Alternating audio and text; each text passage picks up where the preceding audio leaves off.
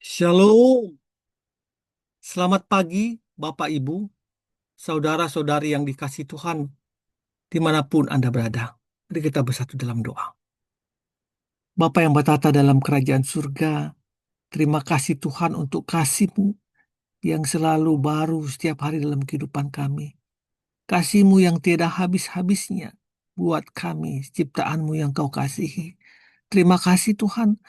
Kami mau belajar dan mempraktekkan kasih yang daripadamu itu buat kehidupan kami sehari-hari, buat pasangan hidup kami, buat anak-anak kami, buat semua orang yang kami kasihi. Beri kami kekuatan Tuhan di dalam nama Tuhan Yesus kami berdoa. Amin. Memelihara hubungan yang langgeng. Landasan firman Tuhan diambil dari Kolose 3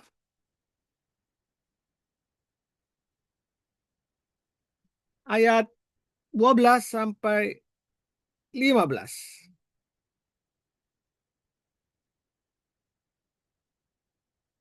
Karena itu sebagai orang-orang pilihan Allah yang dikuduskan dan dikasihinya, kenakanlah belas kasihan, kemurahan, kerendahan hati, kelemah lembutan dan kesabaran.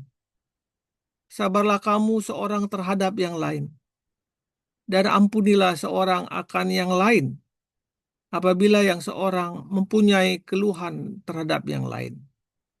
Sama seperti Tuhan telah mengampuni kamu, perbuatlah juga demikian.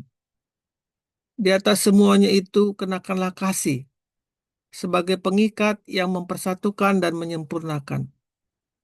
Hendaklah damai sejahtera Kristus memerintah dalam hatimu. Karena untuk itulah kamu telah dipanggil dalam satu tubuh dan bersyukurlah. Bapak Ibu saudara-saudari yang dikasihi Tuhan, banyak pasangan suami istri yang sering dengan wajah berseri-seri menceritakan tentang masa mudanya, waktu tentang kenangan-kenangan indah pada waktu mereka berpacaran. Salah satu di antara mereka ada yang berkata, dulu ketika masih pacaran semuanya terasa indah. Tetapi selang beberapa tahun menikah kok tidak seindah dulu lagi ya. Memang benar, masa pacaran adalah indah karena pada saat itu kita masing-masing sebagai pasangan berlomba-lomba melakukan perbuatan yang menyenangkan kekasih kita. Perbuatan-perbuatan yang manis, saling memaafkan, serta berbagi pengorbanan lain yang kita lakukan. Inilah yang membuat masa pacaran itu indah. Yang menjadi permasalahan adalah mengapa setelah berumah tangga, apalagi kalau sudah dikaruniai anak-anak, saat-saat bahagia itu sudah terkikis. Bapak, Ibu, saudara-saudari yang dikasihi Tuhan. Penyebab pertama, karena kita merasa terlalu berlebihan kalau kita kembali menunjukkan kasih mesra kita seperti atau ketika masih pacaran dahulu. Padahal itu perlu. Mengapa kita merasa itu terlalu berlebihan? Karena kita merasa kita sudah saling memiliki. Maka kita lupa untuk tetap memupuk kemesraan seperti di masa-masa dulu. Sesuatu yang keliru kalau seorang suami atau istri beranggapan bahwa kalimat "aku cinta padamu" itu hanya pantas diucapkan di masa-masa dulu. Padahal kita bisa dan harus mengucapkan hal itu kepada pasangan kita meskipun kita sudah beranak atau sudah bercucu. Karena itu memupuk kita untuk kita saling mengasihi. Saya pernah melihat salah seorang istri yang begitu senang dan bahagia ketika suatu saat suaminya merangkul pundaknya ketika mereka sedang berbelanja di mall. Ini adalah suatu yang telah hilang selama 11 tahun masa perkawinan mereka. Bapak, Ibu, saudara-saudara yang kedua. Yang kedua, mengapa kebahagiaan itu sudah terkikis? Karena perhatian masing-masing sudah mulai beralih ke hal-hal lain seperti ke pekerjaan, ke pelayanan, ke anak-anak kita, bahkan ke hobi kita, ke gadget kita, dan lain-lain. Ingatlah, Bagaimanapun sibuknya kita bekerja atau melayani Tuhan atau dengan hobi kita, tetapi jangan lupa memberikan perhatian yang seimbang kepada pasangan. Banyak hal-hal sederhana yang bisa kita lakukan untuk membuat pasangan kita tetap merasa diperhatikan dan dihargai. Kita kembali kepada ayat yang kita baca tadi. Kolose 3 ayat 15 12 sampai 15. Kenakanlah belas kasihan dan kemurahan, kerendah hatian dan kelemah lembutan dan kesabaran kepada pasanganmu. Sabarlah kamu seorang terhadap yang lain dan ampunilah seorang akan yang lain apabila yang seorang mempunyai keluhan terhadap yang lain. Sama seperti Tuhan mengampuni kamu. Perbuatlah demikian. Kasih itu tidak pemarah dan tidak menyimpan kesalahan orang lain, terlebih kepada pasangan kita. Ampunilah jika dia bersalah kepada kita. 1 Korintus 13 ayat 5.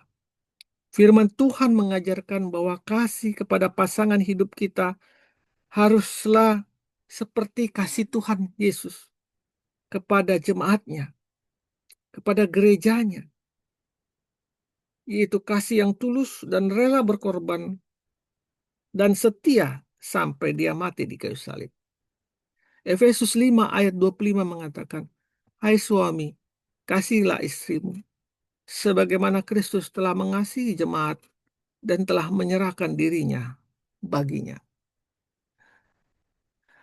Jadi teruslah pupuk kasih itu, saling mengasihi dengan tulus mengampuni. Bagi suami bisa menemani atau membantu istri Anda menyiapkan bahan-bahan dari resep makanan mungkin kesukaan keluarga, menemaninya berbelanja, atau membantunya menyiram bunga, membelikan makanan kesukaannya ketika Anda pulang kerja, dan lain sebagainya. Bagi istri, bisa melakukan memasak masakan kesukaan suami Anda. Buatlah dia segelas minuman yang segar ketika dia pulang bekerja atau pulang dari tempat kegiatannya. Dengarkanlah keluhan-keluhan mengenai masalah yang dia hadapi di luar sana. Masih banyak lagi ungkapan kasih dan perhatian yang bisa kita lakukan untuk membuat pasangan kita tetap merasa diperhatikan, merasa dicintai.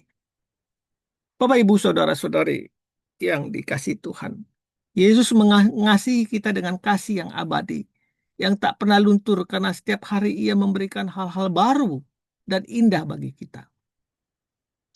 Bukankah kasih Yesus ini menjadi dasar kehidupan suami istri?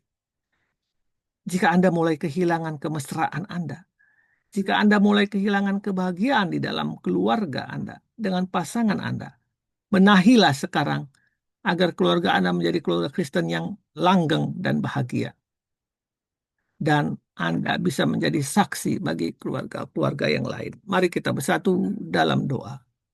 Bapa dalam kerajaan surga, ya Tuhan Yesus, aku berdoa untuk rumah tanggaku, agar kasih-Mu senantiasa terpancar di dalam seluruh anggota keluargaku, khususnya dalam diriku.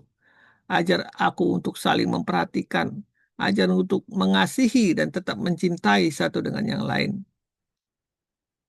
Jika kasih kami mulai luntur ya Tuhan, tolong kami untuk bisa memperbaikinya Tuhan, dan memupuknya kembali. Dalam nama Tuhan Yesus aku berdoa.